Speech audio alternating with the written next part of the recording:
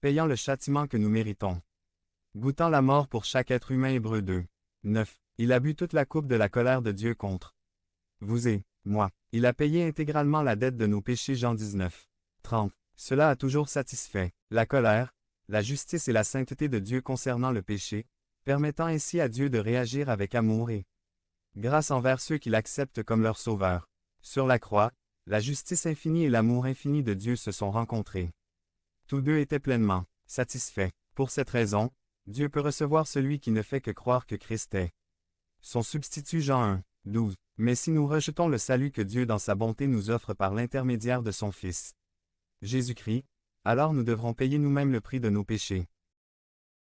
29. Et Abraham lui dit, ils ont Moïse et les prophètes, écoute-les. 30. Il dit alors, non, Père Abraham, mais si quelqu'un d'entre les morts leur revient, ils se repentiront.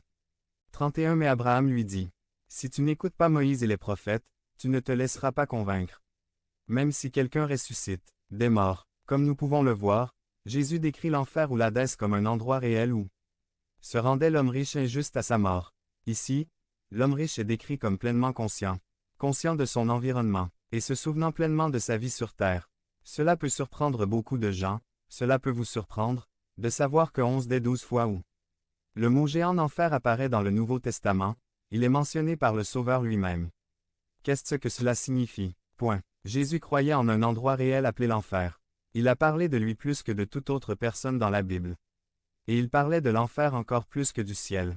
Dans le Sermon sur la montagne, Jésus a mentionné l'enfer, ou le jugement final, au moins 6 fois.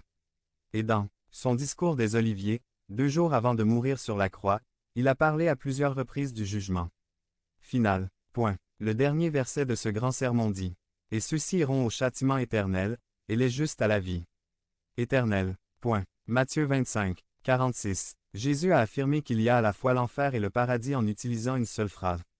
On ne peut pas croire à l'un sans croire à l'autre. Jésus est notre première et ultime source de connaissances concernant l'existence et les descriptions d'un lieu réel appelé l'enfer. Maintenant, les gens ne se demandent pas seulement si l'enfer est un endroit réel. Ils se demandent, également, à quoi ressemble l'enfer. Dans une autre enquête, réalisée cette fois par l'organisation Barna, les gens ont fait connaître leurs idées sur ce que devrait être, selon eux, l'enfer. 39% croient que l'enfer est un état de séparation éternelle de la présence de Dieu.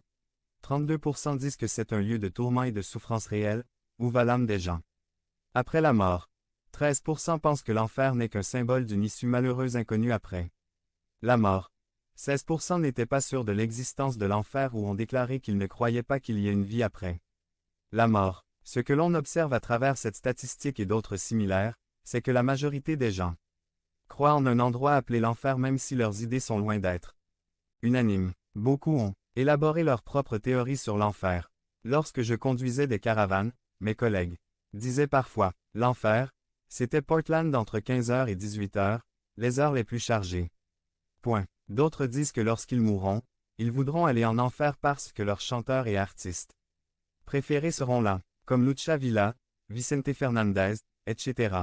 Devenez membre de la chaîne et AIDEZNOUS à propager la parole de Dieu dans le monde entier. Dimanche 17 mars 2024. Parlez à Dieu en 5 minutes. Description de la vidéo. Bien que les gens fassent des blagues et des farces sur l'enfer et inventent leur propre théorie sur son existence ou non, la Bible nous donne le concept terrifiant que Dieu en a. Et ce n'est pas une question de jeu. La Bible ne nous donne jamais une description complète et détaillée de ce qu'est l'enfer, mais elle nous donne des données terrifiantes à ce sujet, qui devraient nous faire réfléchir sérieusement au sujet. Sur la base du passage que nous lisons dans Luc, nous pouvons tirer 10 faits terribles sur l'enfer. Ce sont des vérités bibliques qui devraient convaincre tous les gens saints d'esprit afin qu'ils ne veuillent pas y finir le jour de leur mort. Premier fait. L'enfer n'a pas été créé à l'origine pour les êtres humains. Dans Matthieu 25, 41, Jésus révèle une vérité très importante sur l'enfer. Alors il dira aussi à ceux de gauche, « Retirez-vous de moi, maudits, dans le feu éternel préparé pour le diable et ses anges. » Cependant, les personnes qui prendront la même décision tragique que celle de Satan subiront le même sort que lui. Deuxièmement, l'enfer est un endroit où vous avez la mémoire. En enfer, la personne continuera à être consciente et immédiatement consciente de l'endroit où elle se trouve. Dans Luc 16, 19 à 31, L'homme riche savait immédiatement où il se trouvait. Il y aura aussi l'identité. L'homme riche savait qui il était. Et il y aura aussi de la mémoire.